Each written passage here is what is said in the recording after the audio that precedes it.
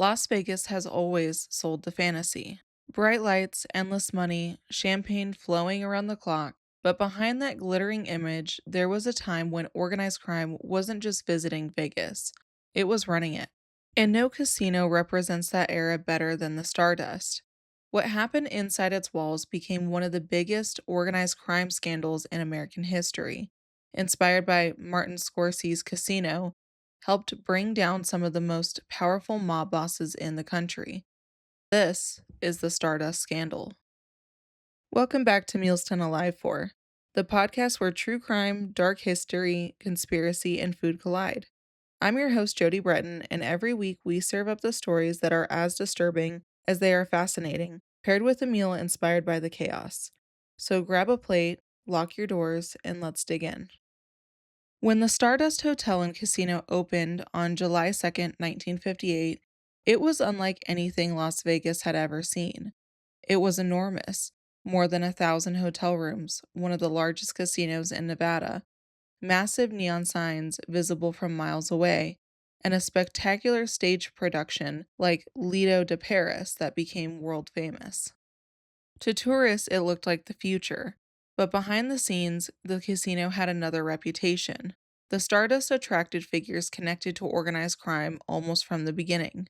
During the 1970s, those ties became far deeper than anyone outside the casino realized.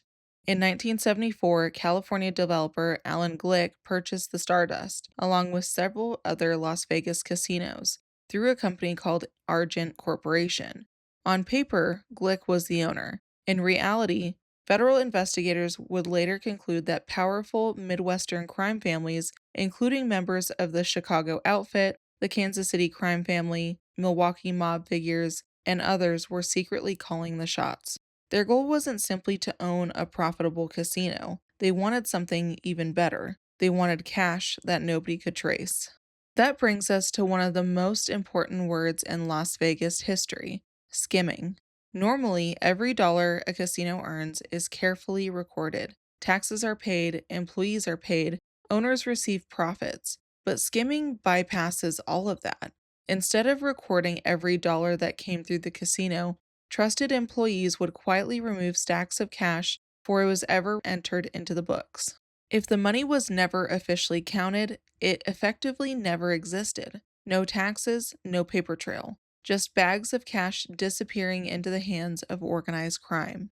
Federal investigators believe millions of dollars were secretly siphoned out of the Stardust over several years. While the exact total will probably never be known, estimates ranging into the millions, making it one of the largest casino skimming operations ever uncovered. One of the most recognizable names connected to the Stardust was Frank Lefty Rosenthal. Rosenthal wasn't officially allowed to hold a gaming license because of his background, so instead of appearing as the boss, he simply acted like one. He managed operations, introduced innovations like the modern sportsbook, catered to high rollers, and transformed the Stardust into one of the most successful casinos in Las Vegas. The movie Casino portrayed him as Sam Ace Rosenstein, played by Robert De Niro. But Rosenthal wasn't the only famous figure walking those casino floors. Chicago outfit enforcer Anthony Tony the Ant Spilatro served as the mob's muscle in Las Vegas.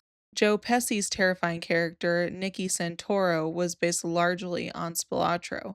While Rosenthal focused on making money, Spilatro made sure everyone stayed in line, or else. The operation might have continued for years if law enforcement hadn't started noticing something strange. The casinos were making an incredible amount of money, yet somehow not as much money as investigators believed they should.